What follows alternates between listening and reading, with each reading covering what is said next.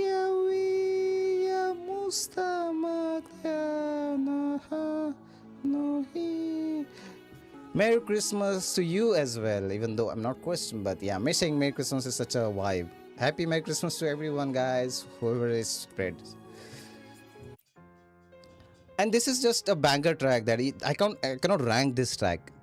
With the glory should I fall, I cannot rank this track, bro. This is not a rankable track. It's like everyone loves this track. You cannot rank this track, man. There is no Lenny's Cat Jam.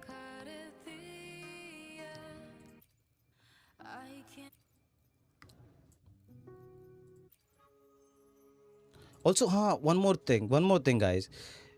Did you know when you hear the suspended Twilight version?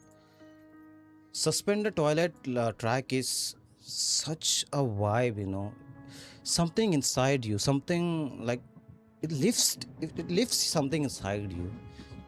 You feel like you're growing, you're moving, you ascending somewhere. It ascends you somewhere.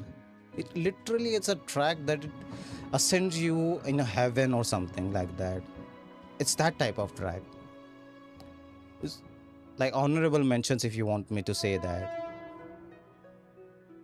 Maybe stream it on YouTube, your web browser. It might be your phone that's lagging, I guess. Yeah, this is one of my favorite track as well, man. The sixth most favorite track. Oh my god, it's gonna be very hard.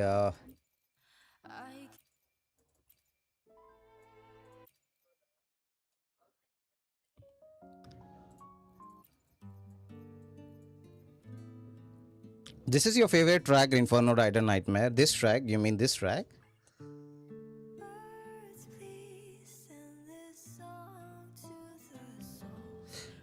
Is this your favorite track, Inferno Rider?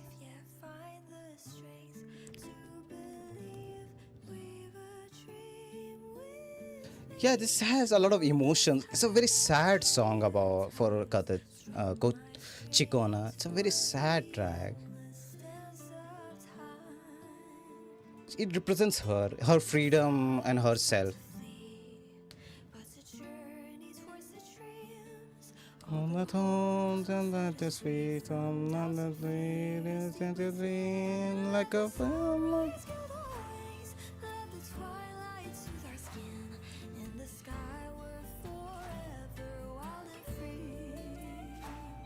Yeah, indeed, it's a very sad track.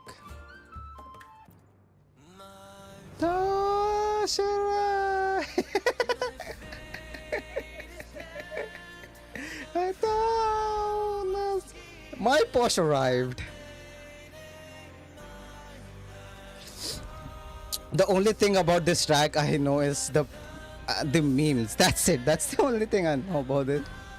The track itself is good though. My But the track is banger though, man. If you listen closely, the track is very banger. It's very banger.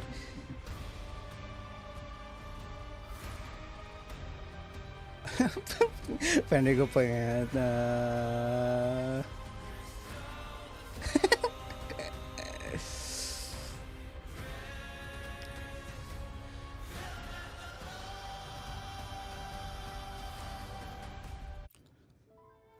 So, Sid, your answer to the question, sixth favorite track would be this one, Lost at Sea.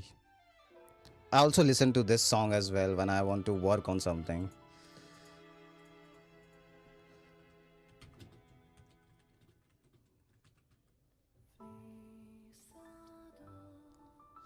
Na, de, na, no, hi, ne, dai, na, hu.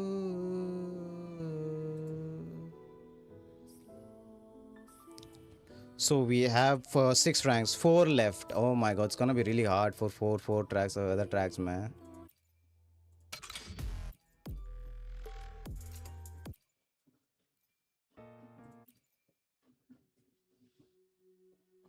Oh, it's not that hard. 7th would be this one. Seventh would be this one, Sid. Something about this track, man, wants me to just put on some armor and just go to the war or something. Literally, just want me to go to the war. No thinking or something. It's like I'm standing in the top of the mountain and listening to this song.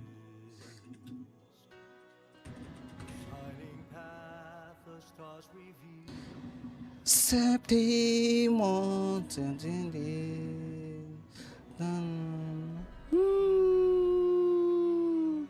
Such a banger track, man. It's such an underrated introduction track for Septimon. Like such an underrated track. It's so powerful. This track is very powerful. It represents Septimon itself. That's why it's called the Ballad of the Septimon. You will hear this part. You listen this part carefully, very carefully.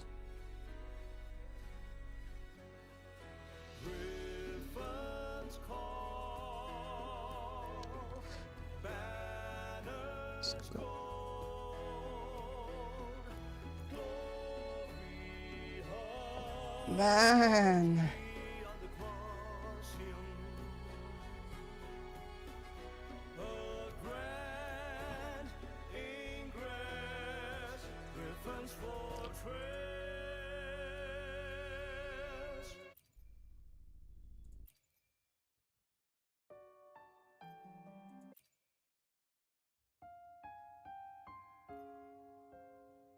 Then we have this track, Ore to Ma, Ode to the Nameless Mate. Is this track?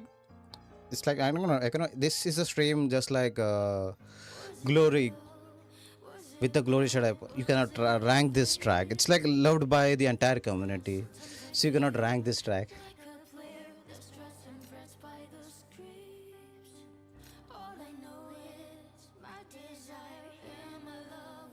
You cannot rank this track. You cannot rank this track, man. You cannot rank this track.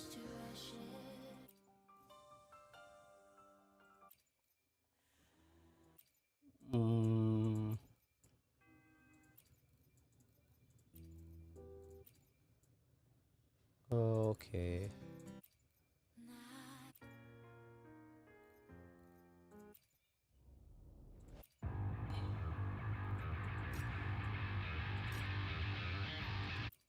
Wait.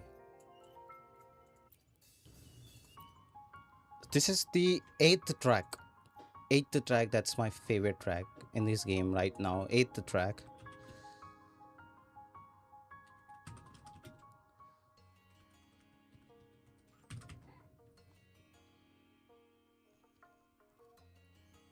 Eighth would be Tangled Flower. Such a banger track. Such a banger track that you never hear after completing the quest. You can never hear. It's so sad that once you complete the quest, you will never hear this ever again. Oh man, such a bummer, man. That's one of my favorite tracks. Such a banger voice, man. Such a banger voice.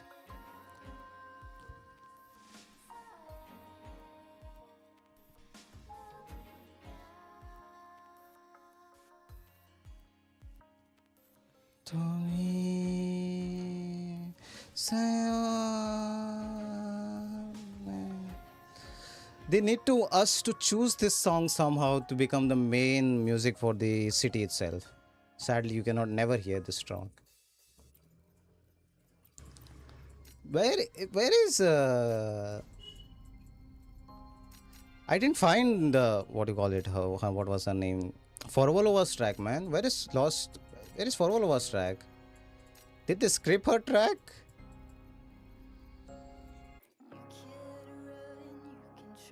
Oh, you can hear run for your life in game. I didn't know that.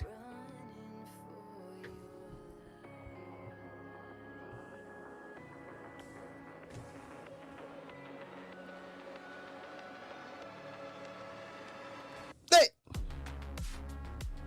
Hey! Hey!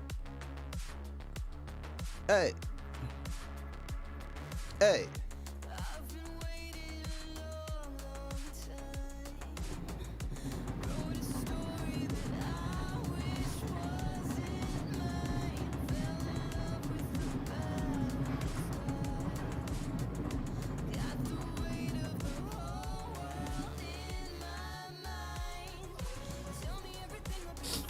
Such a Valorant S track, man. No wonder it was so famous.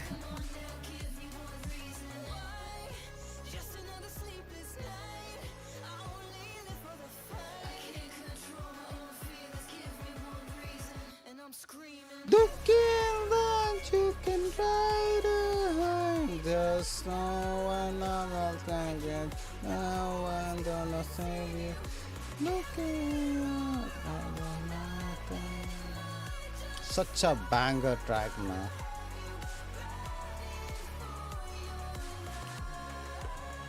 He Infinity Zoom keeps teleporting from one place to another. It's crazy.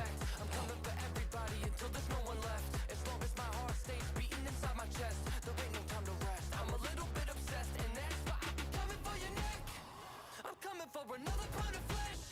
Got you running for a place to hide, but it'll be a waste of time. I'm patient, I only bite when the danger's high. Smell blood, that's a good enough reason. Your heart's getting stuck between my front teeth, and just when you thought it was done, and I'm leaving, nope, the fangs deepen, and I'm screaming. You can run, you can hide behind, just no one gonna hide you. No, then gonna save you. Okay. This is the reason I cannot react to music. I will just sing the song.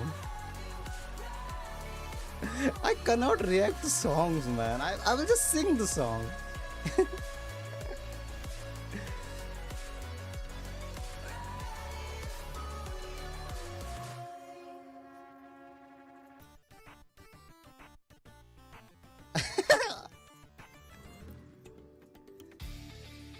Oh my god, they added all versions of la la la la la la la la ta ta ta ta la ta la ta la ta ta la la ta ta la ta ta la ta la ta ta la la ta ta ta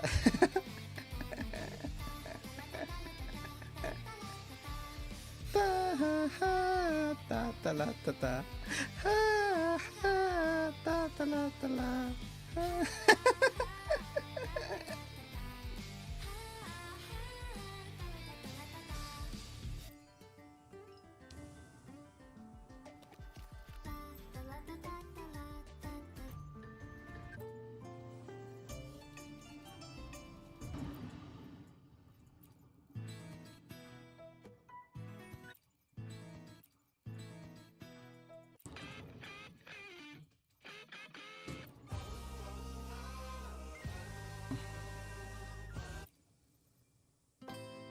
Oh, this is my ninth favorite track as well.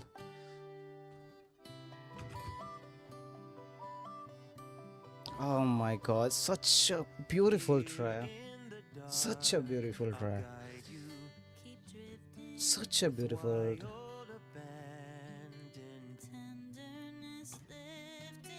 It represents Ruchia in so many ways. So many ways.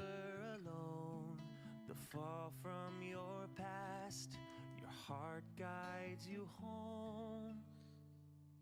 When you feel lost, You know, when they say the one, threads we hold become a mighty rope. until I don't know. One. Oh my god. It's us forever. One. Safe surrender, light in the dark. We'll be the spark. It makes you cry. You can literally cry. Where is where is where is Chuyun's track? It, I don't think I don't think they added his track to the game. Did they? No, I don't think they added his track.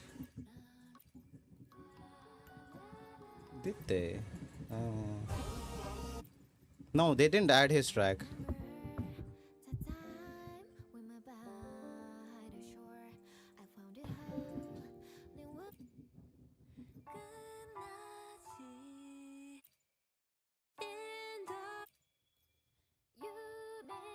No, they didn't add his track.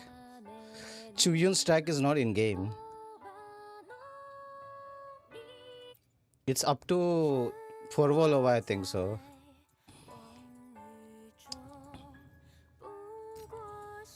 Maybe.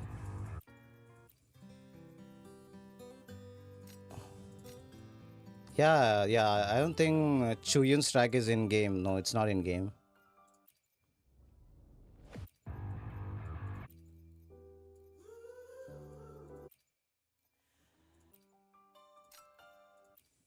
Nope, it's.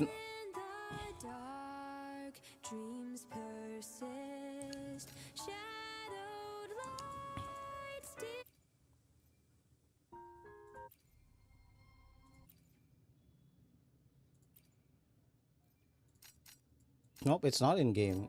I can't find it.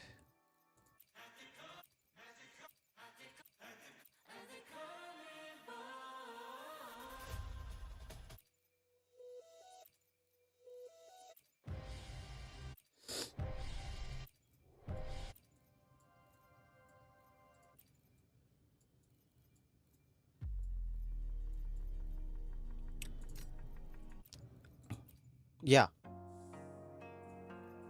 there you go, Sid. This is my top 10 ranking. This is the 10th track.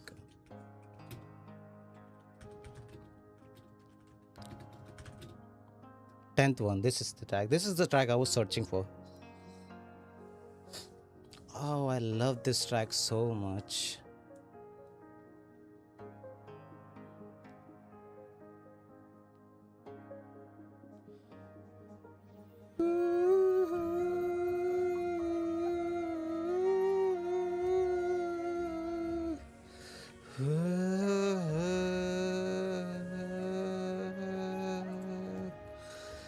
It just hits the spot. It just stack is something that just hits you in some way. Even if you're not an emotional listener, it will just hit you in some way. Just something about this song just makes you emotional.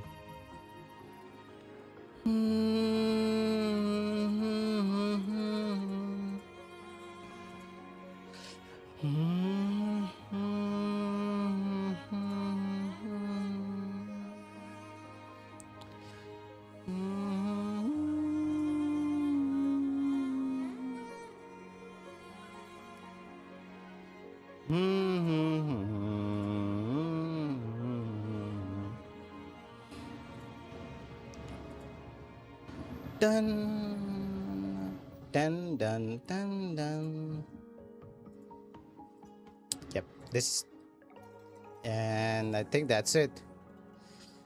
I think you guys got your answers. What else questions do you guys have? Actually, you guys have to ask questions. I think so. We sidetracked it way too much.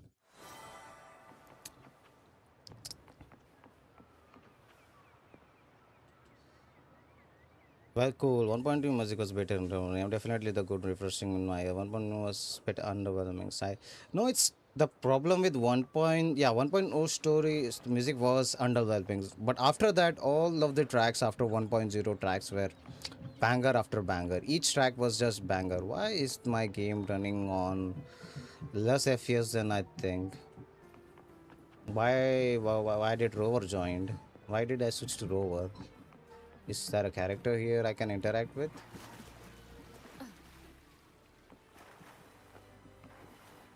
Why did that happen? Random as interaction. Well, would you agree Kuro will make a dedicated support for Jinshi? No, never gonna happen. It's been over a year and they still haven't made support for her, bro. It's never gonna happen. Stop hoping for that. It's never gonna happen. They refuse to make it. They refuse to make a support for her, sir, bro. They hate her. They hate her. They just hate her for some reason.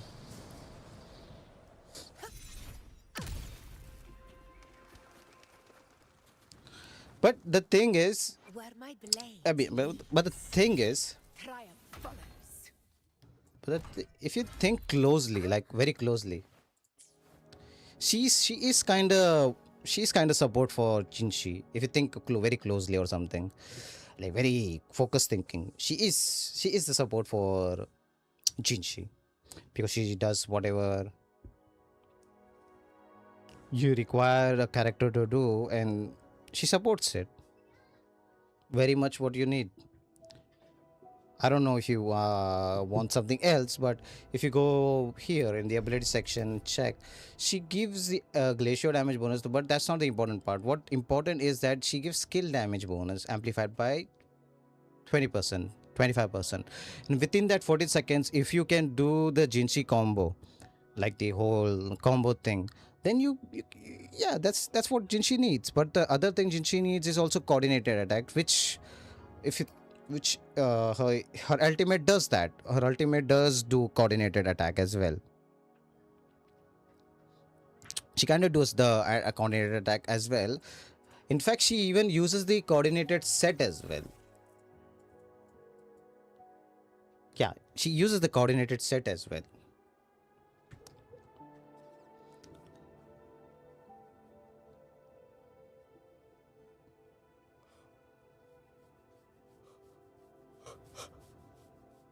Kuro will port the buff into the other game modes. No, the buff should happen within their kits or make their kits more viable for other things, I guess. Oh my god, my bro has S3JJ and still sad. Pain. That's a pain. That's a next level pain. You have S3. What's her sequence? Let me just check. Casting resonance skill, casting resource 15. So it's energy rate and crit rate. Second is marking the in someone's resonance liberation. Oh, I guess.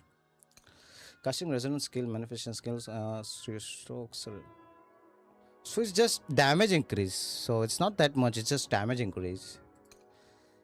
Oh, I see. The S4 is where things get interesting. She gets 20% damage. Then what is the fifth one? For every 3 ink spirit summoned by the resonance liberation canvas, the one extra ink spirit summons to perform a coordinated attack, dealing 140. I mean, still damage again. Damage. Everything is damage, so there is no any groundbreaking support things going on with her sequence as well. Even her face is like, why man, do something about me, Kuro Games. Make me better. I'm in game. Why am I treated like this? Why am I treated like this? She be like, she's so sad in her sequence page.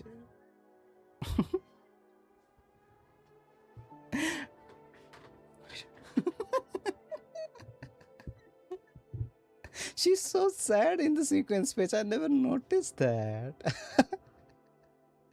I never noticed that.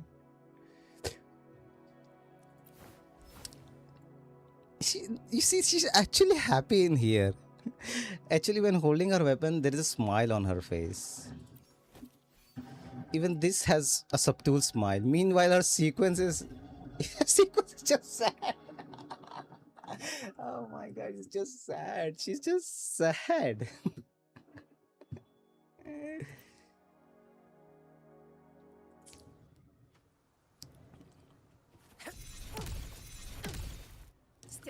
Stay behind me. Augusta be like.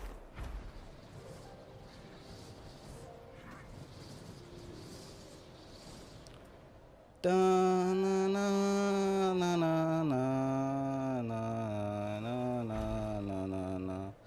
We're gonna say goodbye to this region soon. Where is my rover alone squad? There you go.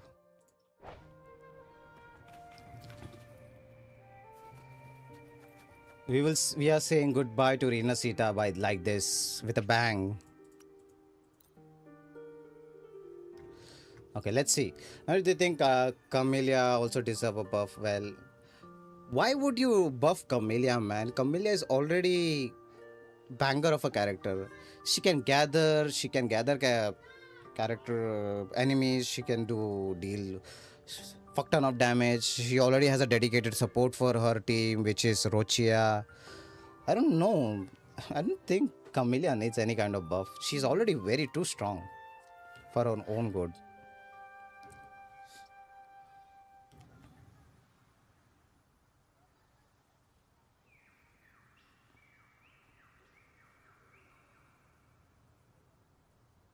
Yeah, that's why her sequence erection is the reason why. That's why she has what you call it in a sequence where you just don't get interrupted.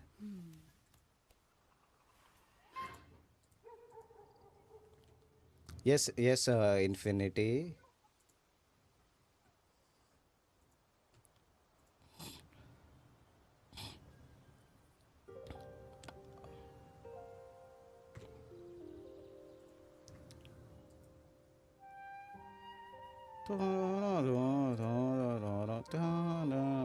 This is my last question.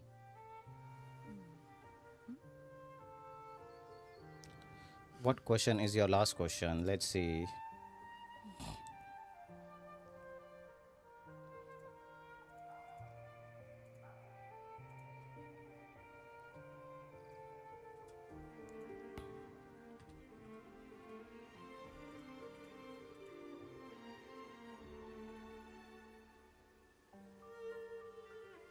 Yes, I think you will see Yang Yang as 5 star in the future. For sure. For sure, I think so. It's gonna happen at some point. This is a testament It's to my Kuro connection to the Games. world What do you? around me. It's Kuro And Games, man. It's very much my companion It's now, Kuro Games, and it's bearing gonna witness to happen. everything I've experienced on this journey. It will happen. It will happen. And you're asking me that question. I'm gonna say yes. No matter what, I will say yes. Yeah, I will say yes. Yes, yes, yes, yes, and yes. Yes, yes, yes, and yes. She will get a 5 star This is a for sure. testament to my connection with the world around me, and it's very much my companion now, bearing witness to everything I've experienced on this journey. What I want from Yang Yang 5 star is to look much more fierce and much more very much rover like. Very badass version of Yang Yang. That's what I want. I want a what do you call it? A badass version of Yang Yang where she just it's a badass. Let's say let's say if Yang Yang gets a 5 star version of herself, but she's more like Alpha from Punishing the Raven. That would be a banger, you know. Like that will be a super banger where she's just aura farming, just coming to the screen, aura farming and just aura farming rovers, showing who is the boss here, something like that. Imagine that. That'll be so banger, like so banger. Da, da, da, da, da. Da, da, da.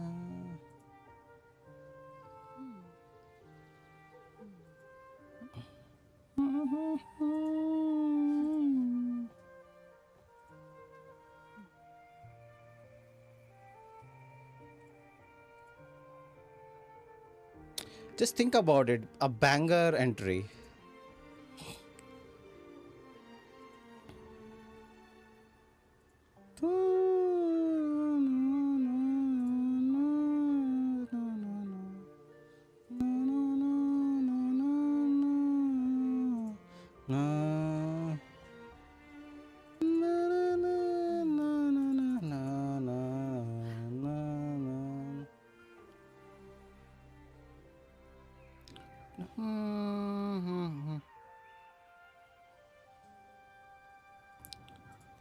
Try doing leap of faith. What is leap of faith? Leap of faith. Try doing leap of faith. Hello, hello, hi, hi, proud Mone. Wow, that's a very long name, man. How do I say your name easily?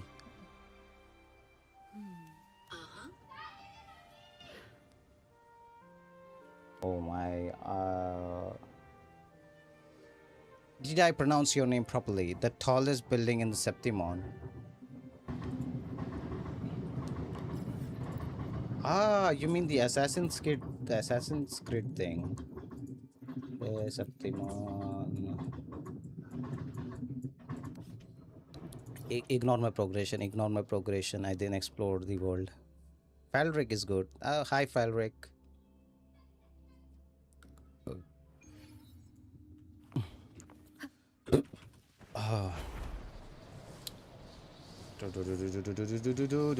Okay. I think there will be a wing ray that will help me go up.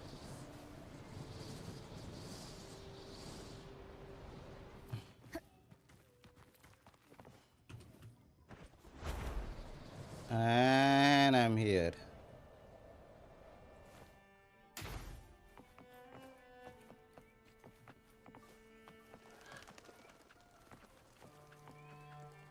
Leap, that's leap of glory.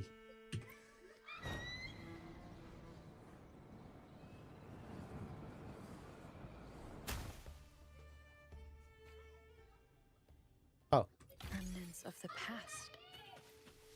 I got a chest from that. Thanks, man.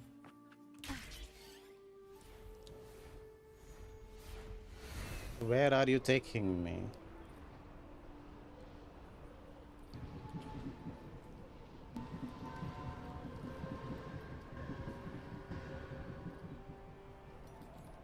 Oh, it's taking me all the way up.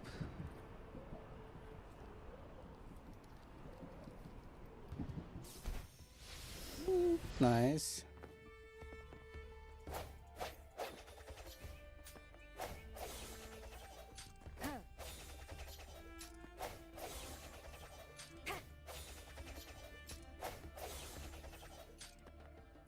I don't think they can ever drop the rover's Spectre rover's basic attack. It's too banger. Too badass, honestly.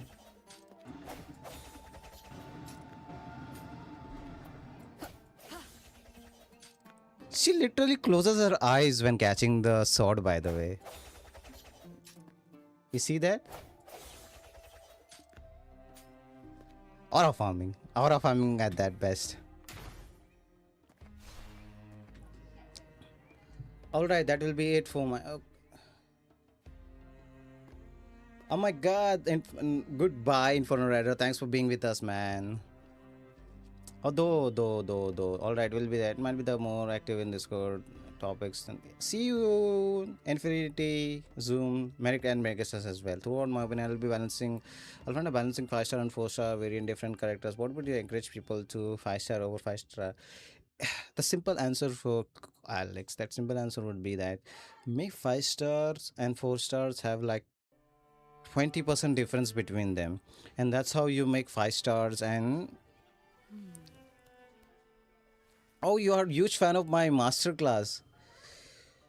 I stopped making those because things happened in the past and I lost the, what do you call it, the access to the betas where I used to make the early guides or something.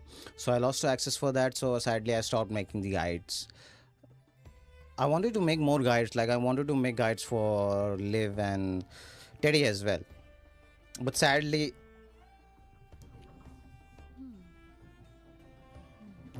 people just don't want me to make guides anymore, so that's why I stopped making guides. Like I had a lot of plans regarding making guides for those two characters as well. It's pretty much it. That's the reason I stopped making guides. People just don't want me to make guides. I don't see a request as well. Not many people were asking about it as well. This is the first time I'm seeing someone asking me to make guides, man. Oh, thank you. This is the first time and it's very much my companion now, bearing witness to everything I've experienced.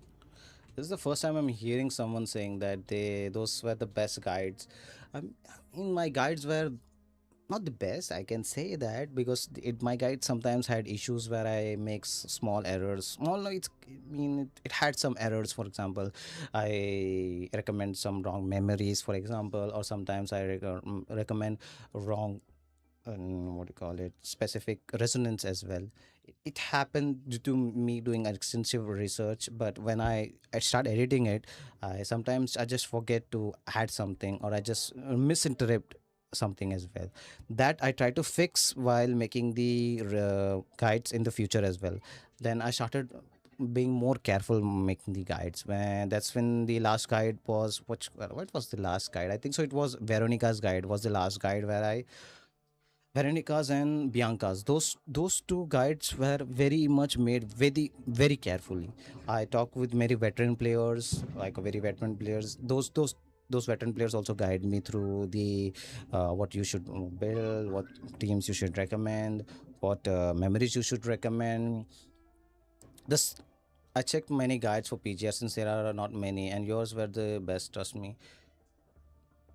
Yeah, I mean that was my goal while making the PGR guides. My goal with PGR guides were like explaining the kit in the simplest way possible, where people can just watch my guide and be like go ham on it.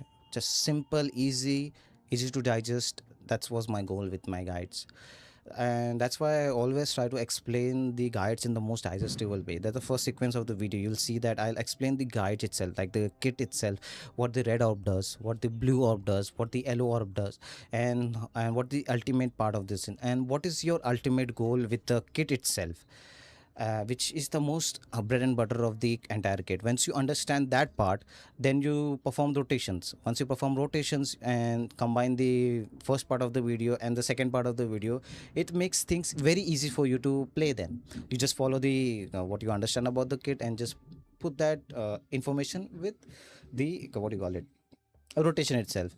Sometimes there are many rotations. For example, Bianca has too many rotations based on the ranks itself. She has a rotation for a base rank, there is she has a second rotation for the SS3, and there is she has another rotation for SSS as well.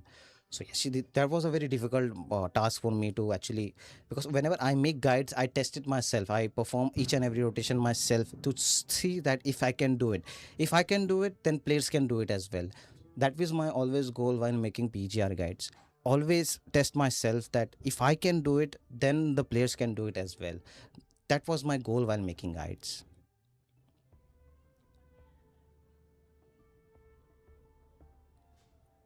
Yes, I'm gonna do the same thing with the Arc Knights Enfield though. I'm gonna make some early access guides.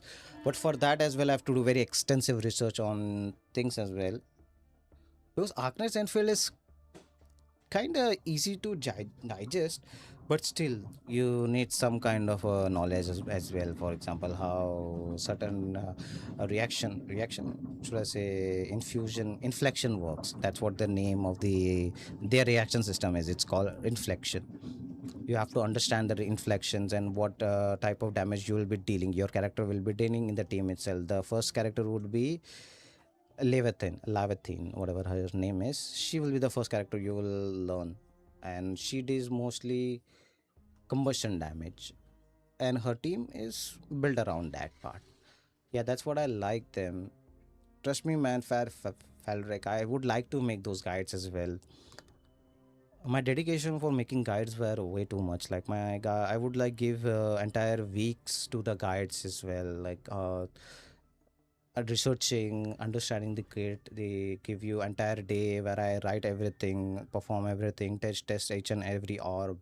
Then came to a conclusion. How do I explain this to someone, that someone who can just understand this track very easily? Someone who can understand this kit very easily. Like simply reading, simply listening to this section, will they able to understand the red orb, will they able to understand the blue orb, will they able to understand the blue yellow orb? Once you understand those parts like yellow, blue and red orb, and the core passive itself, because core passive is like the most bread and butter of everything about the uh, PGR skits. Core passive is what makes the games fun for us. For example, Teddy only has one rotation. Did you know that Teddy only has one rotation? Because she's, of course, amp. So amps usually have one rotation. That's why she only has one rotation. Even her, what do you call it? Effect. Yeah, effect is, she doesn't have a rotation with effect as well. She just when you swap to Teddy, you perform blue up 2 times and swap to Bianca. That's her entire role. in the effect team. She doesn't have a damage rotation in the effect team, by the way. Unlike other characters, you see other characters will have the damage rotation, but she doesn't have a damage rotation in the effect team. She just you just swap to her, perform blue ops 2 times, and swap to Bianca, because Bianca cannot generate stacks very fast. But meanwhile, Teddy can just stack 10, gives you 10 stack, like just like that, like so too quickly. So you swap to Bianca, perform 3 orbs, blue orbs, do her light rotation, and swap out. So it's kind of very easy. You can say that currently the easiest effect is light. It's so easy, like so easy.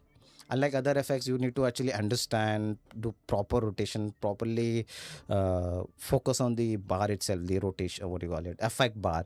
This in this here, you don't need to do those all the things. You just need Teddy, you just swap to Teddy, you just perform LOR 2 times and swap to Bianca. It's that simple.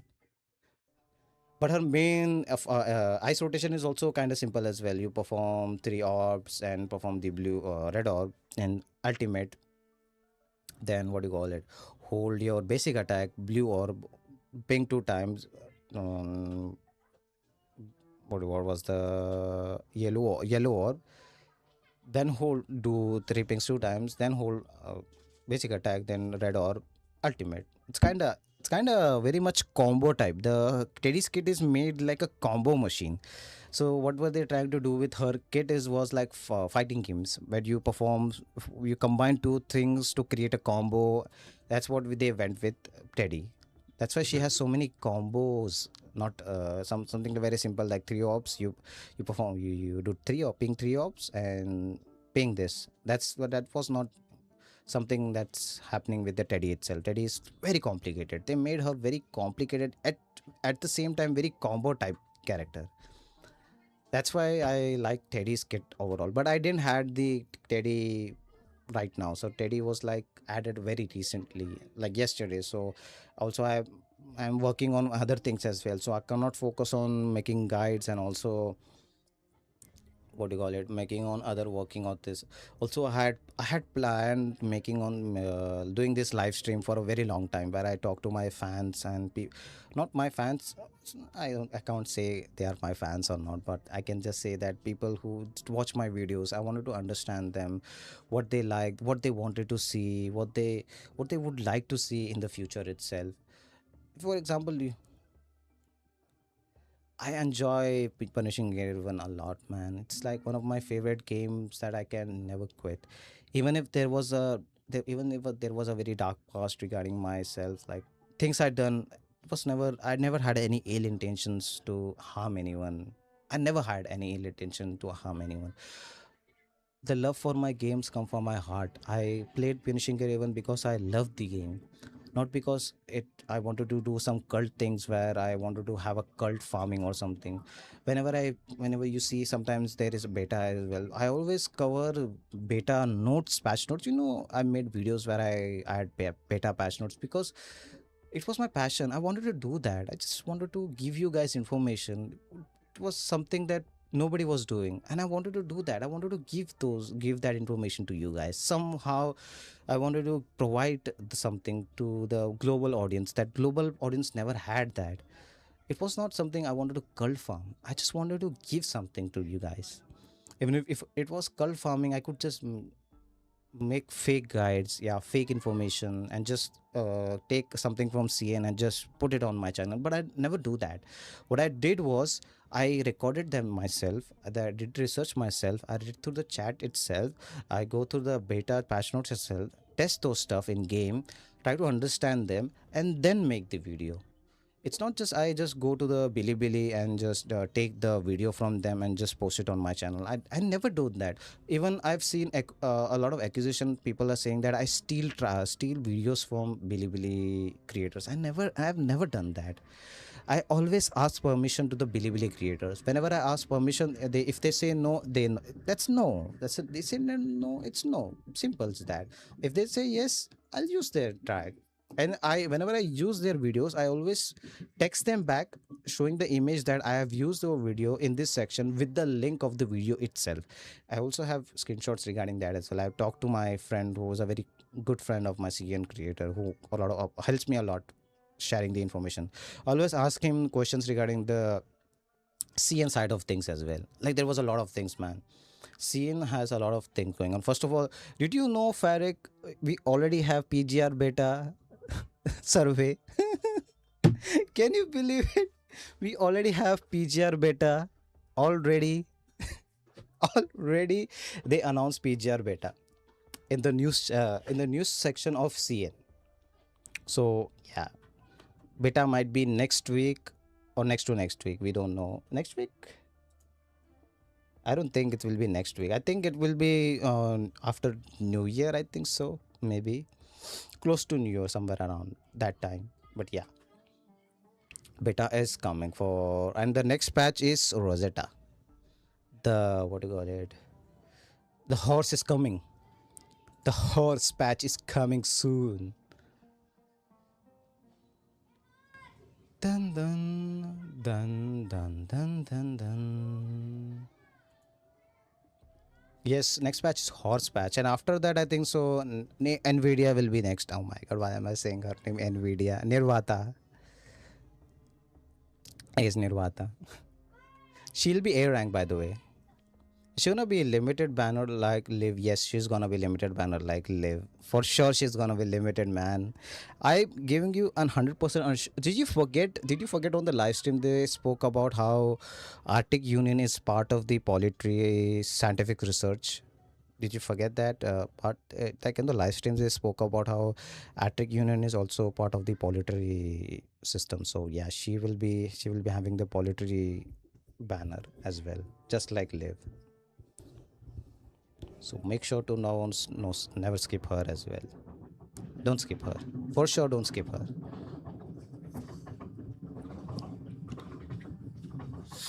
So yeah, there's are many reasons I stopped making BGR guides, man.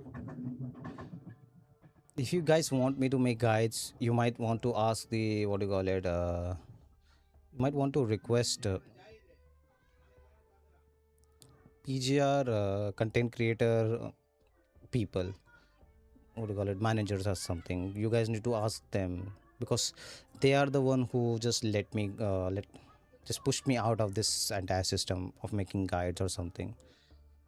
I used to ask them many questions. I used to ask them many questions. How should I make guide? What is the rules of making guides and something like that. I was planning to make a guide of how to play Punishing Raven from start to finish.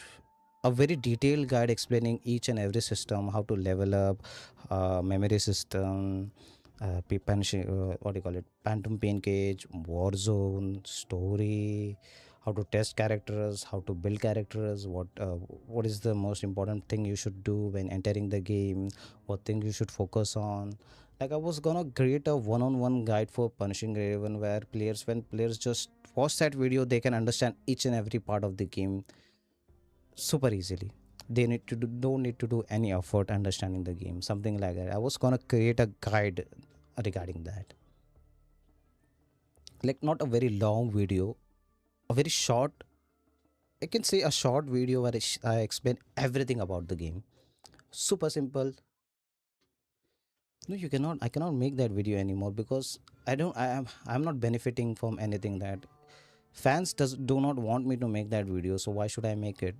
People don't even watch my Punishing Game videos. Like it's so sad that I post videos on the past day itself, and I'm not even getting that much attention from the PGR fans itself. Where there is the where my entire fan base existed. The reason I even started my channel was because of Punishing Raven and influence of that game itself.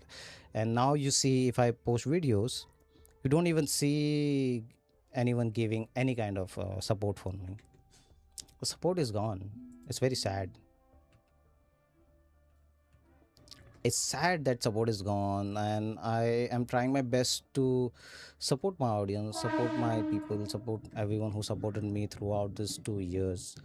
But YouTube is also not recommending my channel to people, so I cannot blame them only.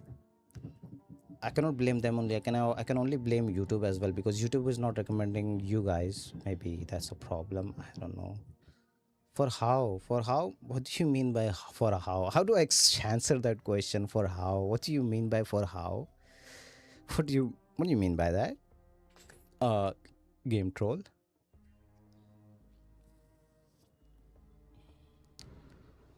What I'm trying to say is fair. Like I had too much passion for punishing grade 11. Too much passion. Like I was so into the game that I wanted to provide each and every information about the game.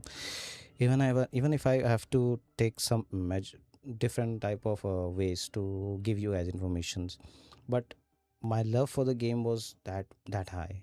I just wanted to provide to you guys. The cult was that's gonna be a mark that will be exist anyways. People gonna hate on me for doing that as well.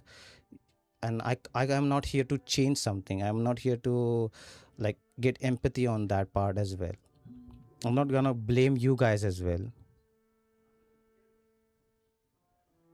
I cannot blame you guys, man. I cannot blame you guys for those things as well. It was not just you. It was just the entire fan base forget about everything I did for in the past, and they just focus on the current version where I made mistakes. They forgot about the things I did for the game itself. People who were with me throughout this journey, providing informations to them, providing the CN side of informations where you won't be getting the CN information, but I did my best to provide you those information. Even if it's a very hard thing to do, I ask questions to the CN fans. I talk to many CN's fans as well. I literally go to their DMs, even not expecting any answers, by the way. I don't expect any answers. I just blindly DM them. Please, can you tell me what is this about? Please, can you tell me what's going to happen? Please, can you tell me can you explain this topic to me? What's going on with the future of punishing everyone? What is this? What is that? Like I do a lot of extensive research, waiting for a reply to them. Even though I don't understand Chinese itself, like I don't understand Chinese, but I still do use a translator tool to text them in a way that they can actually understand. Like the text itself should be very easy, the Chinese text should be very easy for them to understand, so I like refine the text in a simplest way possible so they can understand my questions as well. And I always ask them permission, can I share this information to the global side of on the community? I will credit you, I will name you, I will always credit you. But people, I don't know why people think that I never credited anyone. There was a lot of things in the background going on, but I never shared those things because why would I what do you call self proclaim myself? Why would I brag about my achievements? Why would I brag about those things? Because these things are just an effort to give something to the fan base. I don't need to brag those things. I don't need to brag to this, I did that. No. It was just an effort. It just was just a thing I wanted to provide. I wanted to do that. It was not something I wanted to do because just because someone asked me to do. It was something I wanted to do. It was me that wanted to give something to the fan base and the entire people who is watching my videos and watching my channels. That's why what I did was, yeah, provide you the information with the channel itself. That's why you see a lot of the videos regarding the topics you see, the interview covers you see. The have you see Name me one channel that covers punishing relevant CN side information. Like name me one channel that gives you the interview translations for punishing relevant. You cannot name those things because there was no channel that was doing that, because there was no people around the world who are that into punishing relevant where they will literally translate an unrelated interview where punishing relevant is mentioned only once in a smallest way possible. But I was those kind of people, like even if punishing everyone is mentioned in the smallest way possible, in a smallest topic as well, but I wanted to cover that because I just wanted to people to know about that thing. I just wanted people to hear about what Solon is trying to say, what developers are trying to say about the game itself, and that's why I covered those. I still cover those things. You will still see those things in my what do you call it, Twitter page as well, where I talk about how Solon talked about PGR's future and PGR exists, why Solon is so much of a nerd. I can say he's a nerd because yeah, he likes to brag about that a lot. So Solon is one of those people who will do anything for a game, who will go beyond for a game. So that's what I like about the developers as well. That's why you see me cover Punishing Raven that much, because I like that game. Because I like the developers who are so influential. They provide you so many things.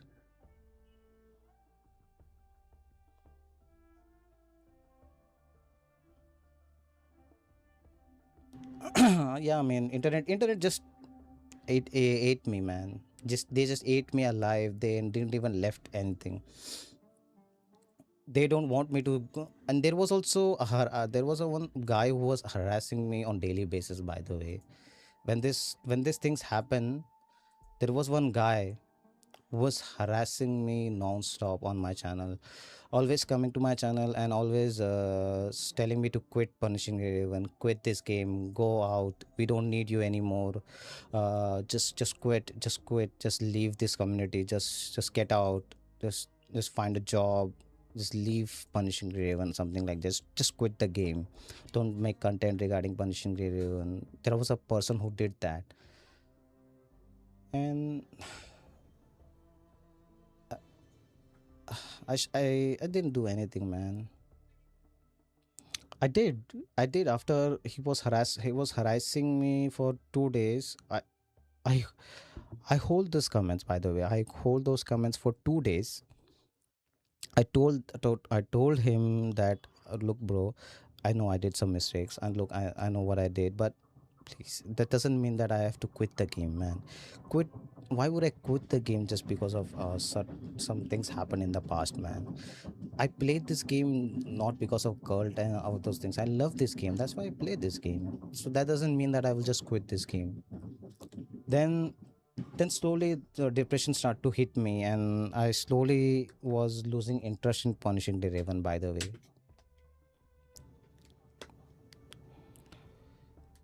And if you guys didn't know that, I slowly started losing confidence in the channel itself,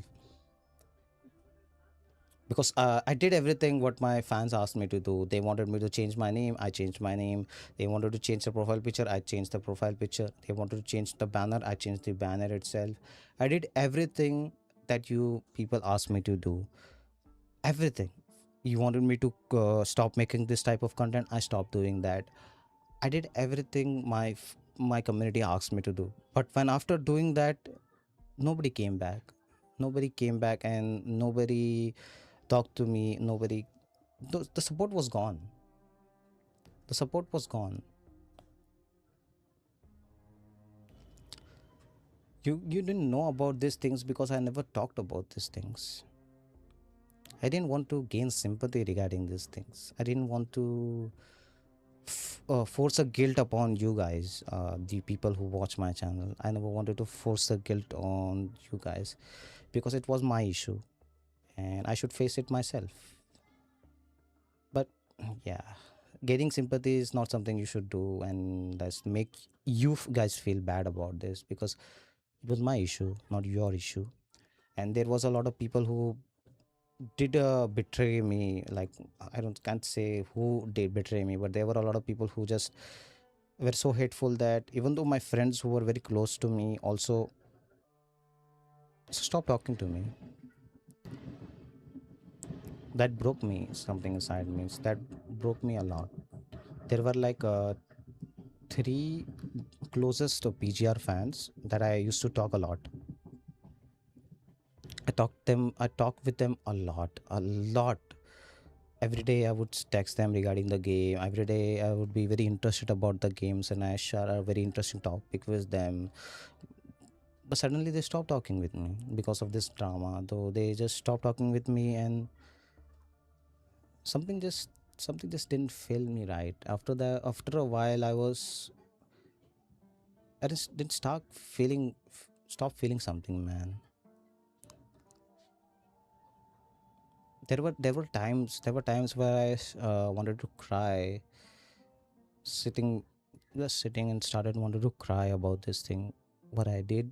Man, I know what I did was wrong, but it doesn't mean that people have to leave me, man. I still love you guys. I still love my friends, man. I don't want to blame them.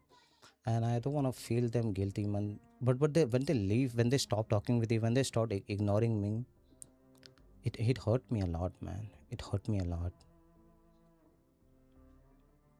It made me very emotional back then. I still think about those things where, man, what if I could have done better? What if I could have done much better than? What could I have supported my other people who were with me? That's it, the problem is that not that the only thing that impact my passion, Falric. The thing that influenced the most was, what do you call it, the developers as well. They just removed me from the content creation program, without saying a word. They just removed me without saying a word. Nothing was said. They just removed me within 6 hours. This happened within 6 hours after I posted whatever the situation was. I stated what I'm gonna do and all those things, and yeah, they just removed me. That's what hit me the hardest. Because imagine loving a game so much, you're having so much passion about a developer, and they just remove you from your content creation program because of the drama, because of the information they found on the on someone else, and you're done. What would you do? You will lose passion, man. You will, something inside will be broken inside you, man. Because I used to talk with them on daily basis, what things I wanted to do for the channel, what things I wanted to do for the developers itself. Like, I wanted to support them in a way that I can create content. I had a lot of plans for the channel itself. You see, the current avatar I have, I wanted to stream PGR more often. I wanted to talk about PGR more often, do PPC on weekly basis, and for zones on live streams as well. Even though it's not a content that people would like to see, but I still wanted to do that. And also talk about PGR almost, do story contents, do live streams where I talk about the stories and read the story through and throughout, even though stories are very long stories, but I still wanted to read stories on the live stream itself. Yeah, I had a lot of plans for the game. On the anniversary, yeah. For the anniversary, I had a lot of so many videos planned for anniversary. One issue dropped all those videos, dropped all those ideas. It dropped everything. Yeah. I mean, what can I do? I can't do anything in here. I can't even speak, man. I tried to speak. I tried so many times to speak with the Kuro staff. I tried my best. I tried to talk with my friends if they can talk for me, but you cannot talk with them.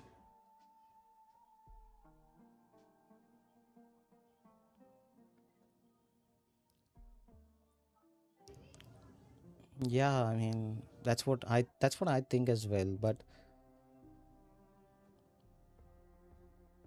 I just don't want to quit the Kuro games, man. I just don't want to quit Kuro games. I just don't want to leave their games. I still play PGR, by the way. And I still play WoWA as well. I didn't quit PGR. No, I don't want to say that Kuro Games is a bad management community. I think someone has a higher power influence in them, where someone can just use their power influence to remove someone or make decisions for them. That's what I can understand. There is someone higher than them. The community you see on the Discord side, no, not them, but there was someone who is higher than them in the Kuro itself, like the office itself, who can make decisions based on whatever they decide. So yeah, I cannot blame them. You cannot blame the developers, man. They did what they can to suppress the issue, make people realize. you cannot speak positive about me as well. The problem is you cannot speak positive about me on the community as well. If you speak positive about myself, you will get trashed or you will get bad mouthed by others, because you cannot defend me. It's something like that.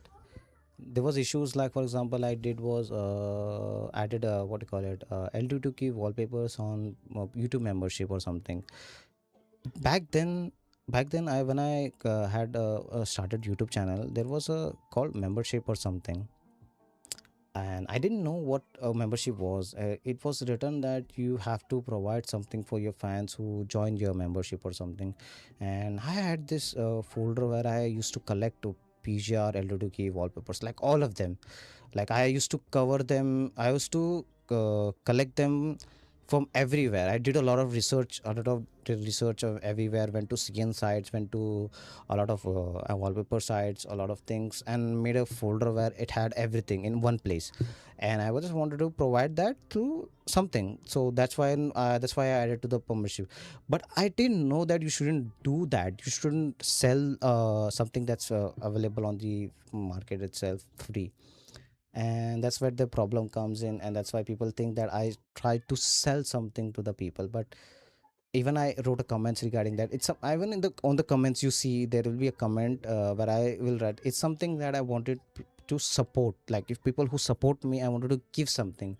Because in the YouTube membership, if people buy my membership, I don't give anything to anyone. They're just paying because they want to support me. But I feel guilty that I'm not providing them with anything. It's still $1, but I still feel guilty. Why should they pay me $1? What am I giving them? What am I giving them back? It's their hard-earned money at the end of the day, and that $1 should also be important for them. It might help them eat something in their country. Maybe have a cold drink or something. It might be a meal for them for a day or something. That's what I thought about that money back then. And yeah, that's why I did what I did. I wanted to provide something, and that's why I added that in the membership. But I removed it once Rexland DM'd me, that pinged me and said me that you shouldn't do that, you shouldn't sell those stuff. I removed it right away, because when you know you're doing something wrong, you remove it. You do the right stuff. You do the right stuff because you asked, you pinged me, you said that this was wrong, so I removed it. I didn't ask them ever again. I did never perform that ever again. Same goes with the beta as well. You know, people on the global side, you won't see anyone covering the beta itself, like the patch notes as well. So there was a Japanese CN content creator. I DM'd them that, can I use your beta account to make videos?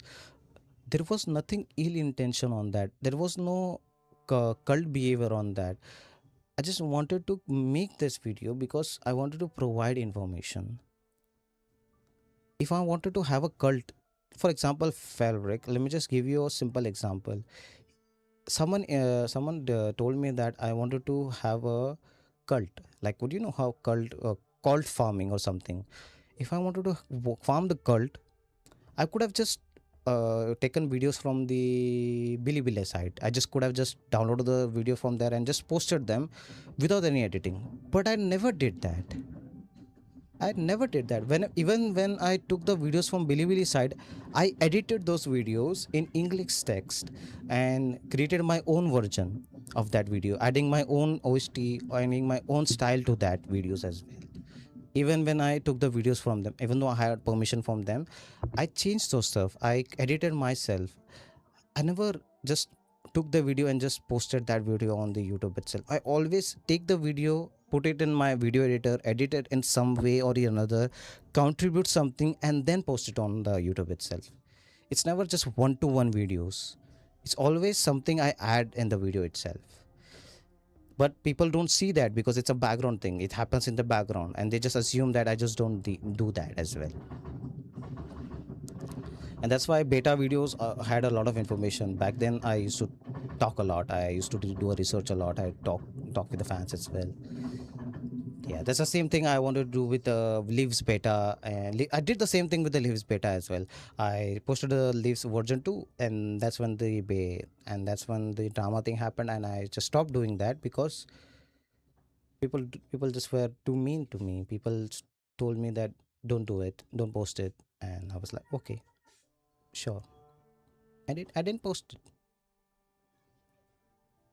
They said no, so I just didn't do it. Even though I access was mine, I had the access on my account itself. They told me to don't do it, so I didn't do it. I stopped doing it. I'm here to listen to you guys, and if you say no, then I won't do it.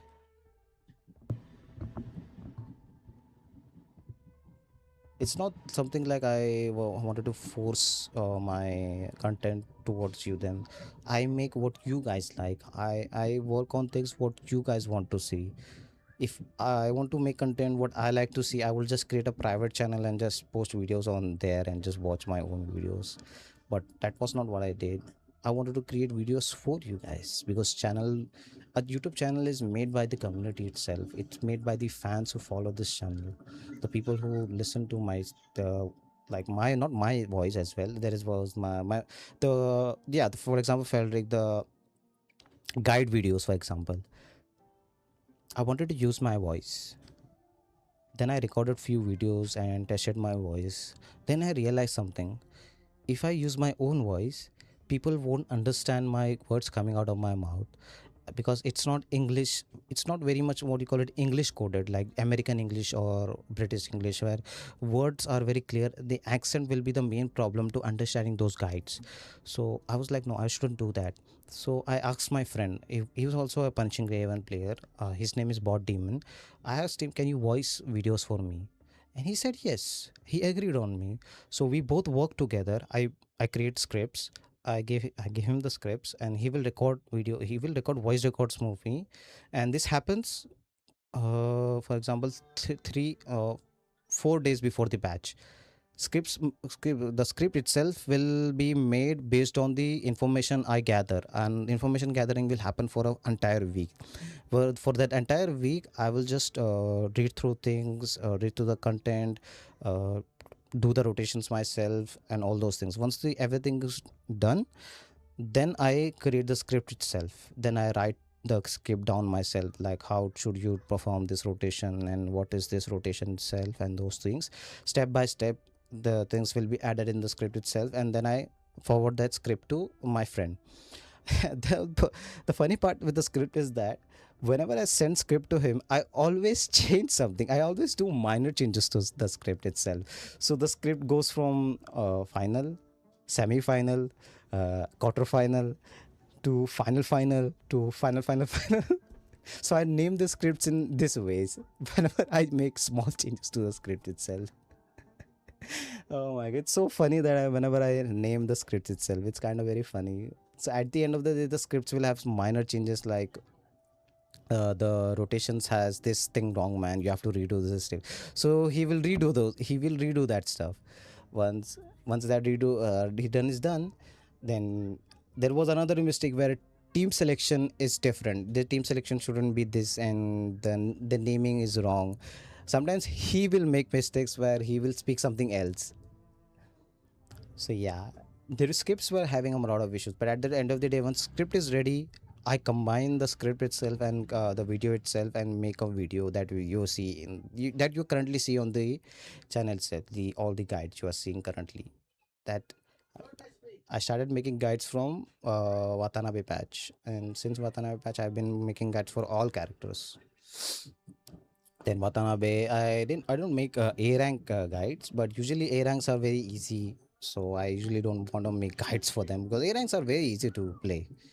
Just need to understand how to play them.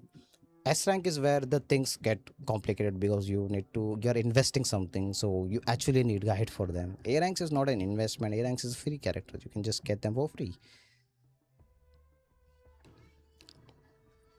Thank you for talking with me, Felric. I was not expecting someone to talk with me about my channel, man. I was not expecting that. I expected. I didn't expect to be emotional on the my channel itself. There was a times where I wanted to stream. I just wanted to stream and just talk about these things happening in my life, because when that happened, I was very sad. I was very sad, and I wanted to talk with someone, but there was nobody to talk. Mm. I was alone. I was alone. I was alone for an entire month, and I didn't want to give this burden to someone else. So I didn't talk with anyone, man.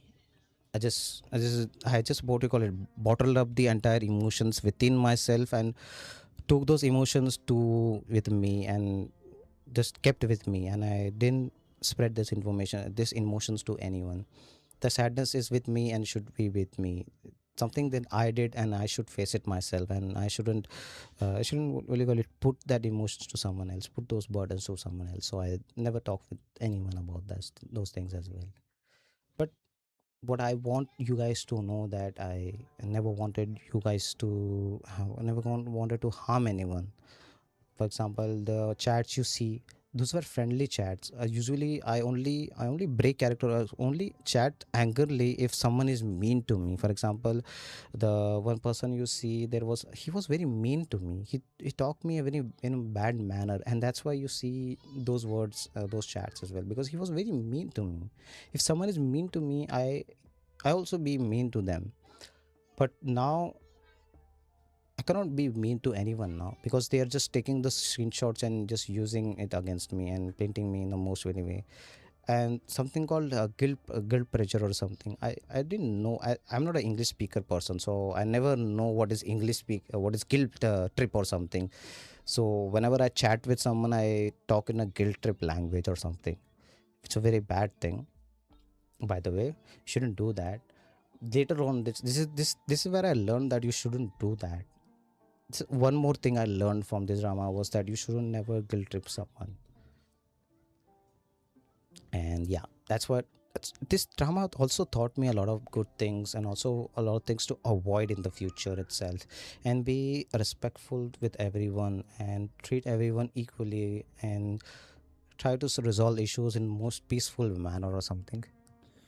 Then you realize that you lost everyone, so who is there to talk anymore? You lost everything. There is nothing. See, this is a sell. This is your chance, where we're here for you. We are listening to you. Yeah, thanks, Alex, man. Thanks, Alex. That's why I make content for you guys. That's why I also work with the person who creates a PGR remix, by the way. Her name is Vera. So whenever the patch goes live, I record OSTs in my in-game, export those OSTs, like split and create a loop versions of those OSTs, and then send it to that Vera girl person. She will examine those OSTs and check if there is a possibility to create a mixed version of the OST itself. There we always create a full OST, like you see full OST of a certain patch. That content is something that happens between two persons, me and my friend who work on those OSTs. Always create, I try to understand if we can incorporate those two things together. So that's why you hear a remix version, what do you call it, not remix version, mix, where you will hear the login OST, battle OST, and boss OST, everything together. But since which patch I don't know, since Bianca patch, it's been like they stopped making the remix version of this. They stopped making the full version, where you cannot mix those things together. It's kind of feels off, very off with each other.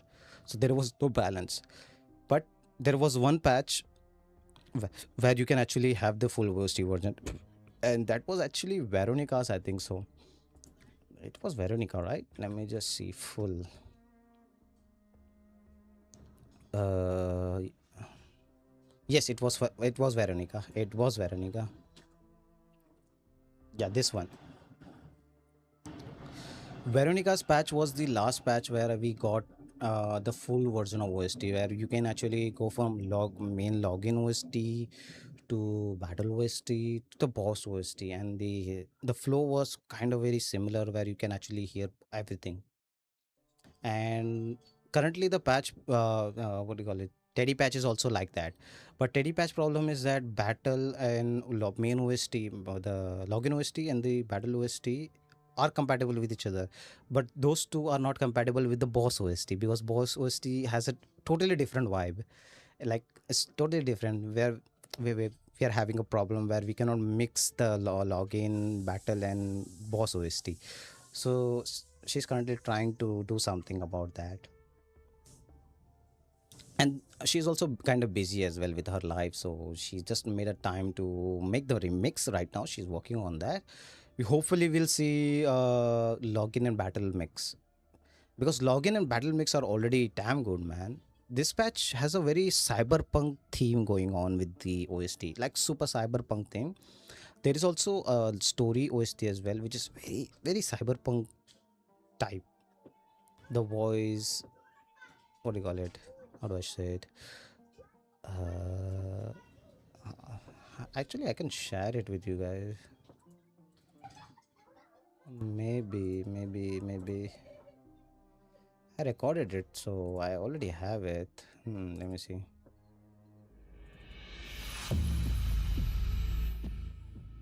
Oh yeah, I can share. I can, but let me see if it will play that or not.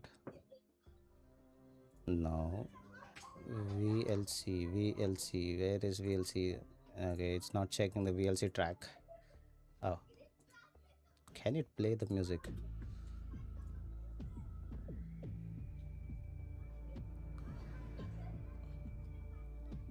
Do you hear it? Do you hear it? Do you hear it? Do you hear it? Do you hear it?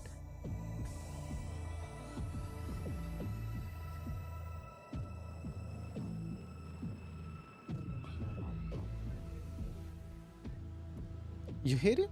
No, I don't know, man. I don't play beta, Tommy. It has such a cyberpunk vibe to it.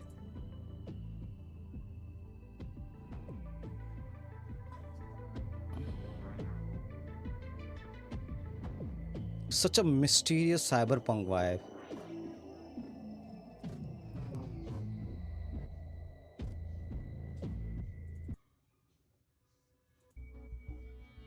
Oh my god, I loves, man. This patch track is so cyberpunk coded, so much cyberpunk coded.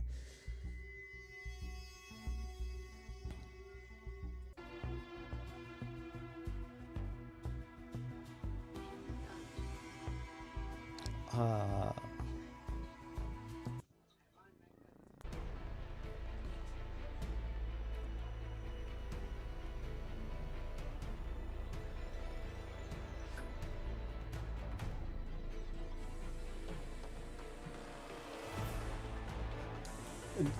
and I think this is the only this patch has too many OSTs for this certain character as well.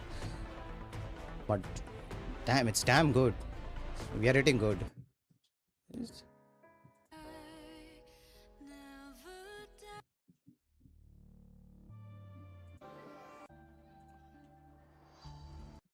And this is the battle OST that I uploaded. Oh my, I love this OST, man. Such a banger track.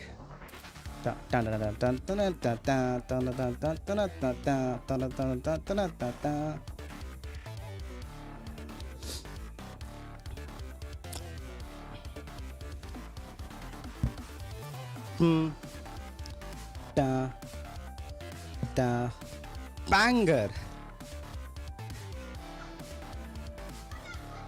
I think you guys haven't heard the boss OST. I can just play for you guys to listen the boss OST full volume, so you guys can actually listen to the entire thing.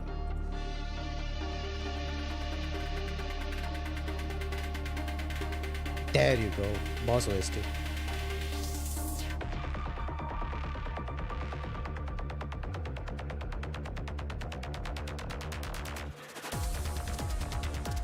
Oh shit! One cruise. Merry Christmas to you as well. Thanks, man. You see how heavy the track is? See how heavy the track is?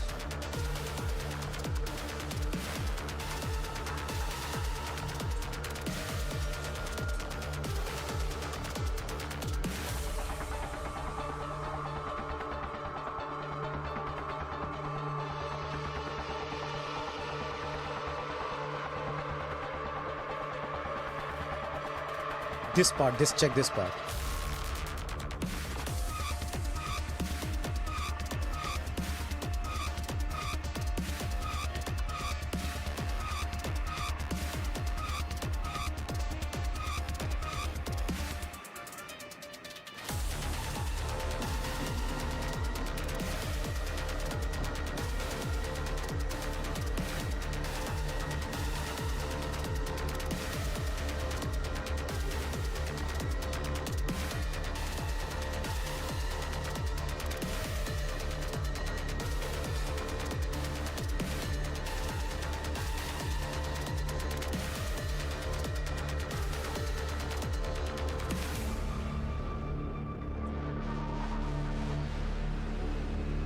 Such a cyberpunk vibe, exactly.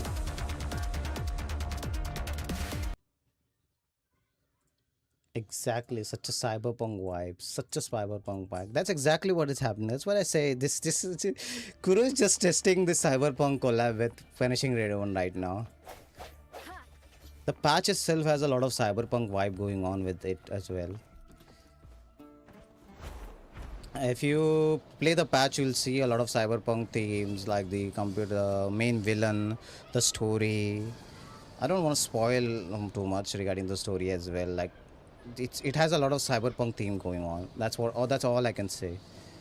And it's very much hype, and you should read the chat. It's very much hype, and it also layers out the future patches as well. Like how Liv's patch laid out the future of patches, and how what's gonna happen with the polytree system as well, and how polytree system is gonna influence the punishing virus and the what do you call it, power levels of the stuff between the punishing Raven world itself. Power scaling is gonna be very high, and it's gonna be banger. Leave it. I can't wait for what do you call it, Rosetta patch, man. It's been how many years? 6 years since we last had her patch, and her patch ended with who? Alpha. That's the best part of Rosetta, is that she's the only character who gave Alpha her own taste. Which is the best part of Rosetta was that she fought Rosetta fought Alpha. Such a hype girl, man. Can't wait for her new frame, man. Can't wait for her new frame. I wanna see what story path they're gonna take with Rosetta. I wanna see. I wanna see if commandant would be riding Rosetta, or will Rosetta piggybacking her, or just Testament to my connection with the world around me. what do you call it, holding us in her arms or something. It'd be so funny if she does that. Because she's huge. She's very huge. She has a centurion body, so she's very huge. So she can just carry us, something like that. It was so funny. Imagine that happening, though. I'm just saying, man. If it happens, I'll be seated. I'll be so seated. That's what I like. I hope they don't reduce the Rosetta character to something like what do you call it? What do you call it? A waifu bait or something, because she's not a waifu bait character anyway. $5 to ride it. Maybe, but I want Arctic Union characters as well. There is so many good Arctic Union characters. So many good Arctic Union characters that they can actually use for making guides. Like Mechanoid. I like mecha stuff, man. I like mecha stuff. So I hope one day we see mecha characters, and Rosetta is the mecha type, because you can see her entire body is like machine. So her new frame should also be entirely machine as well, because that's what makes your Rosetta. So she will have both forms as well, both the leg form and the what do you call it, horse mode. in the stream they talked about this stuff, the stuff. If you guys don't remember, on the live stream when the developers were talking about Rosetta, they said clearly that Rosetta will have both forms in the gameplay, where she will have the leg form and the horse form. So it's a hype moment. So they're gonna split the imagine if they split the version, like the horse mode will be for effect and the leg mode will be for some element or something, element words attribute. It will be so funny. It will be, it's like making both of those versions useful. So it's like making the both of those versions part of the main gameplay loop. So if you want to use the horse mode, it will be for effect. It will be, if you want to use the leg mode, it will be for the attribute. That will be so fun though, making both the forms useful. But what if they can just make the leg form for the main rotation itself, where you will use both of those forms in the both of those rotations? Because I bet my ass they're gonna slap her into the tank class again, not the attacker class. And looking at the what do you call it, current scale of the map, current scale of the meta, I think she's gonna replace Q. I think she's gonna replace Chu. I think Darren is not gonna replace anytime soon. I think they're not gonna replace Darren anytime soon, because Teddy just wipes out Chu out of the floor, man. She does more damage. Teddy does more damage than SSS Chu. It's that bad for Chu. Imagine attacker being dethroned by a support class. Even after being SSS. That's crazy. That's crazy. She's mocking. Teddy's mocking Chu, man. It's very sad. So yeah, there is two options for Rosetta: either Dark Tank or Ice Attacker. Because Kamui will be 100% sure. I'm 100% sure Kamui will be Fire Tank, man. There is no way they make a sun-based character and not be in the fire team. That's just not possible. That's just not possible. Kamui is gonna replace Watanabe. I'm just saying. I'm just making a prophecy here. See, right here, right now. Yeah, that is. Hopefully, it's that okay. But yeah. What do you guys think, though? What you guys think? What do you think Rosetta attribute and effect would be? Looking at the current meta roster or something. Do you have a preference? Do you want the Rosetta to be in certain teams? I think if I want to pick, like if I want to purely pick myself, I want Rosetta to become physical tank again.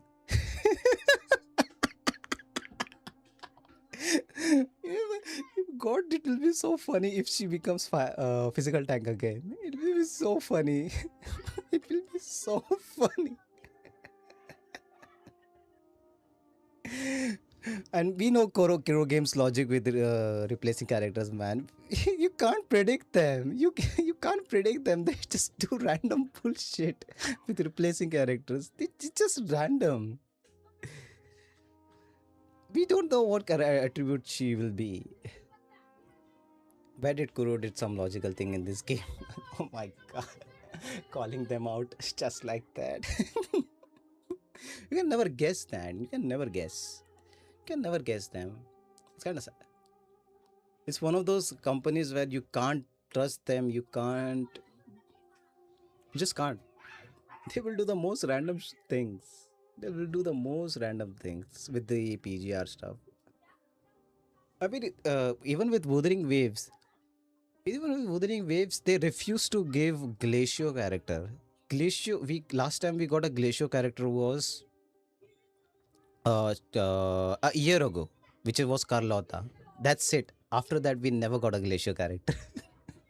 The same. They apply the same rule of punishing everyone to Wuthering Waves as well, where character getting attribute is random as fuck.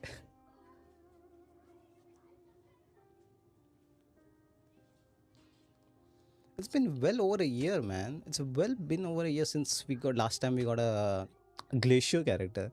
Literally no glacier character.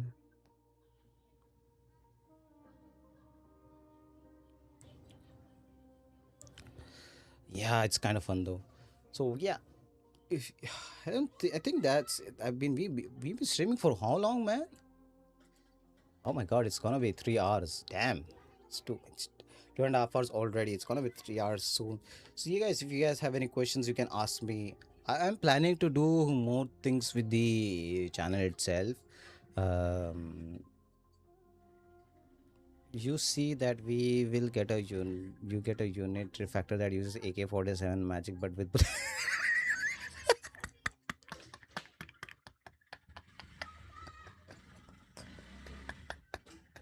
oh my god.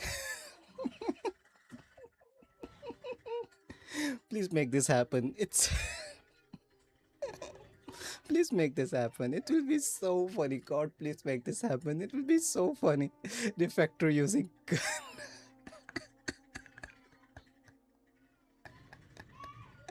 oh my god, it will be so funny. If the character uses money. Faldric, did you know the same rule I applied with the Wuthering Waves guides as well? If you look into the Wuthering Waves guides, you see the Galberina guides. I explained her kit for 6 minutes, straight up 5 minutes or 6 minutes. I just explained her kit, and rest of the guides for whatever the rotation you wanna do. I explained her entire kit from start to finish and each and everything with the minute details. I was doing the same thing with Wua as well, but yeah, things happen, man. Things happen. When gods have different plans, you cannot do anything about it. Rather than just go with the flow, and that's what I'm doing right now, just going with the flow. And that's what I'm gonna do and shift my focus to Arknights and Field mostly because I not like Arknights and Field. I'm liking Arknights and Field more and more and more while I'm playing. I'm very much interested in the story itself. I'm liking their world itself, characters itself, gameplay. Its gameplay is not that PRG level.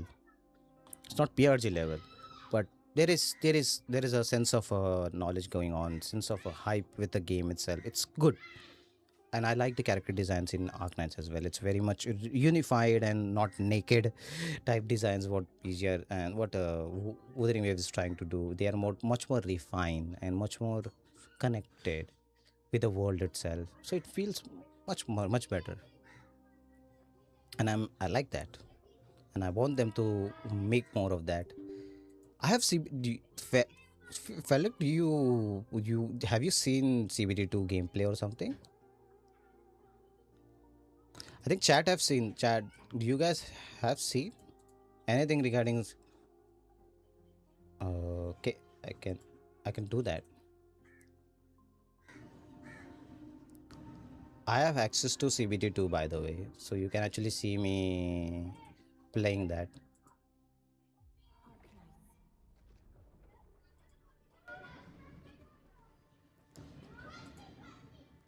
Dun, dun, dun, dun, dun, dun, dun. Dun, dun, dun, dun, dun, dun. Dun, dun, dun.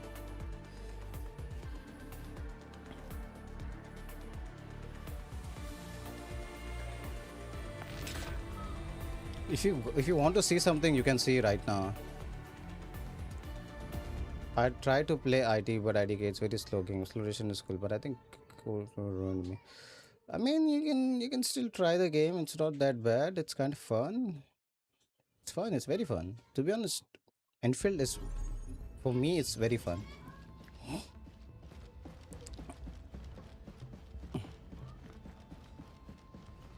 We literally, what I think is Rover should also have this ship. We should have had this ship, man. Imagine Rover having controlling a ship or something.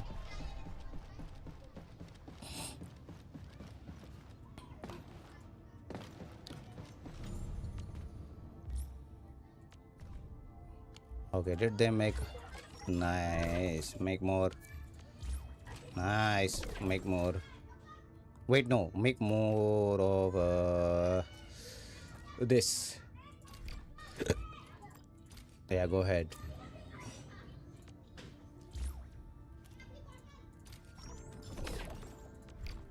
Oh, you also have access to Arknights Enfield? I'm still playing it. For some reason, I'm still playing it. Still waiting for something? Current problem with the game is that I don't have enough money, so I have to farm money. Command is yours. Farid, you want to see a gameplay? You can see a gameplay right now. I'll show you the game. How it's not similar to Wuthering Waves or something or Punching Raven. It's kind of slow. It's more about thinking power going on with the game itself. A lot of combo based type game. Shall bring it. Darkness.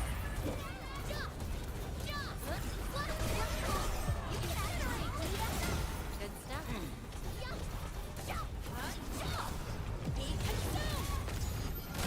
Kaboom!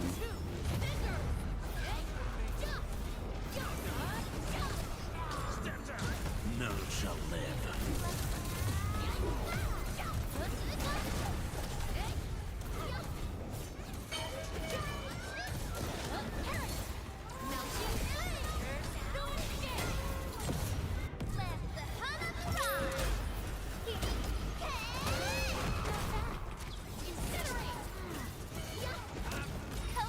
And enemies are very tanky in this game, by the way.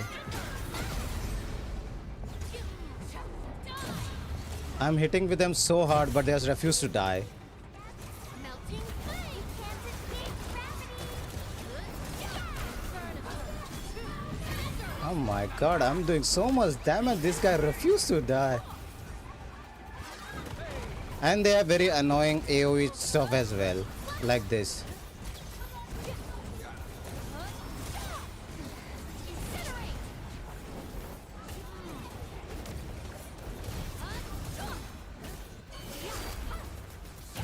Die, die, bro, die already.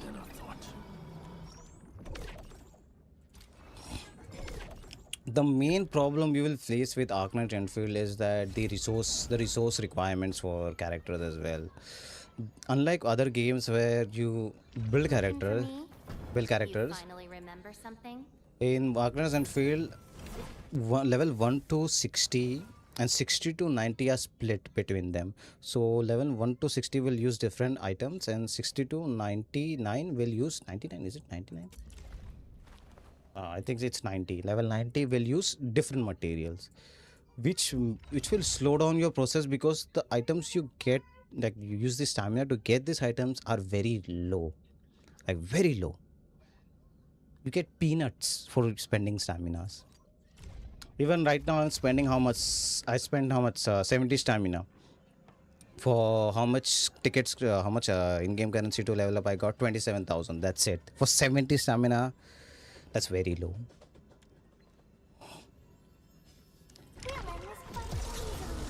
Because it's very expensive to build character.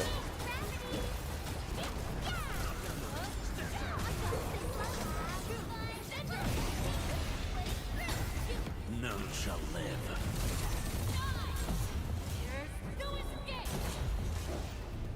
The passion I lost with PAGR is coming back from this game, which is kind of nice, if you ask me. So I'm gonna give my everything in this game. I'm gonna do everything while making the guides for it.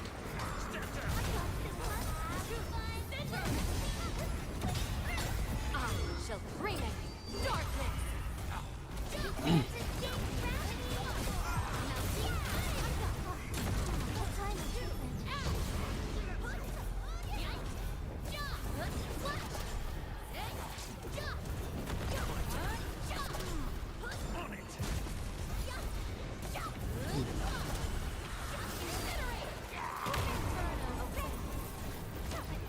Oh my god, my character died. Wow. How did she die?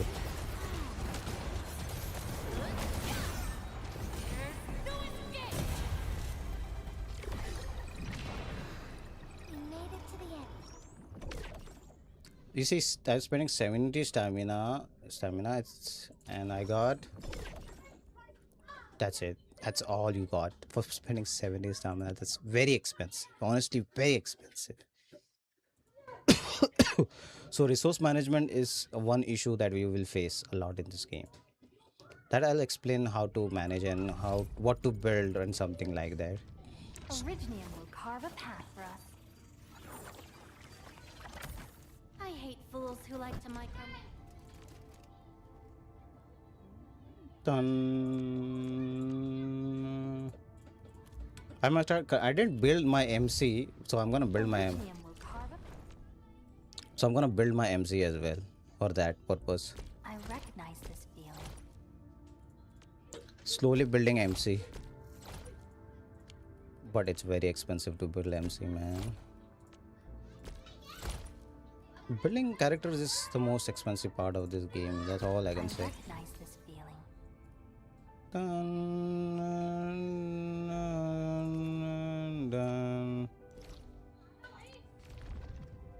Why is the chat not loading or people stop talking about it? Can't you sing Naru?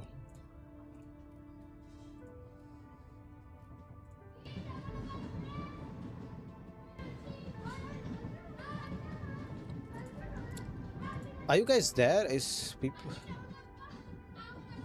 Oh, oh, I think people left. People left. I think.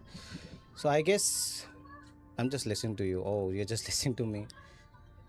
I see. I see. I see.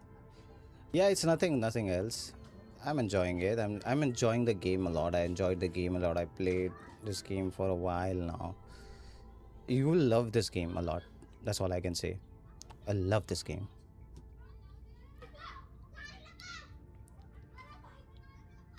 So yeah, if you that's it for the stream. I should done be done. We done a lot of answered a lot of questions as well. Yeah, I'm also have for Arkness and Phil, by the way.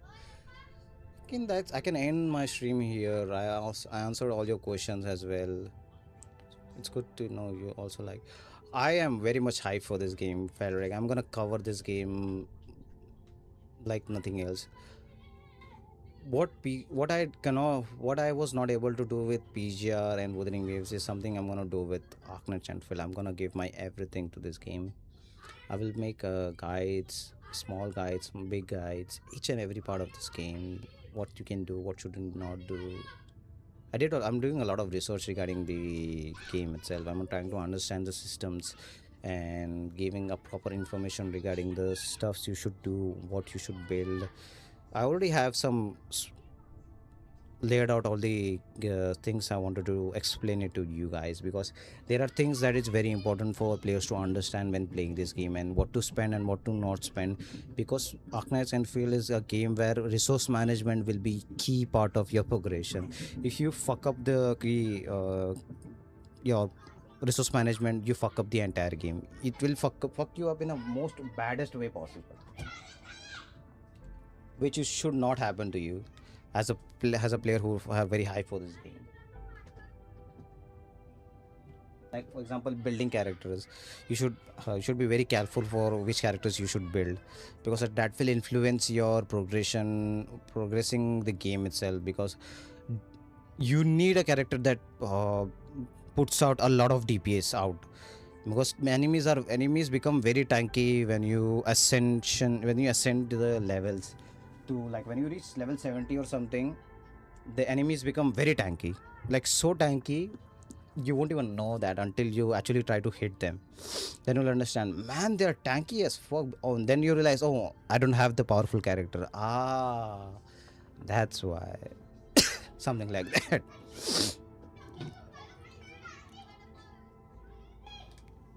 Anyway, I think I should probably end the stream. I should also probably getting late for me as well, and also I wanna have my dinner as well, probably soon. So yeah, thanks everyone who tuned in for my stream, talking with me about the game as well. I was nice talking to you and all, but I'm very glad I talked to you, Felric. feel like something inside me blow up. I feel very much encouraged to make more content for PGR now, just by talking to you. Like you inspired me, helped me heal certain wounds that was left behind a month ago. Now I feel very much balanced and very much happy and hyped to create more things about these games. This is what me influenced me back then as well. You guys influenced me to make the content for PGR. Your voices, your comments is what makes me hype for this game, and that's why I do what I do. So yeah, thanks for being everyone here, and thanks for everyone who chatted with me right now. Graham, Troll, Falric, said, and other people, Infinity Zoom, uh, everyone who were with me, chatting with me and asking me questions regarding that. That was a very hype stream. Inferno Rider as well. We also got Inferno Rider joining our stream. That was funny as well. So yeah, I see. And that's it for the stream. Thanks you guys. Thank you very much. And I hope you guys see you on the next stream where let's go. We're on hype train and yes, we are 100%. I'm gonna be very hype as well, and I'll be there. And I'll be there.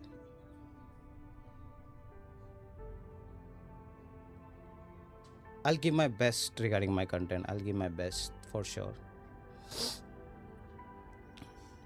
All right then. Thanks everyone. Bye bye. See you guys on the next stream. If you guys like this video, you can leave a like, leave a comment as well. So yeah, that's it. Thank you. Bye bye. Bye bye. You too. Take care, man. Bye bye.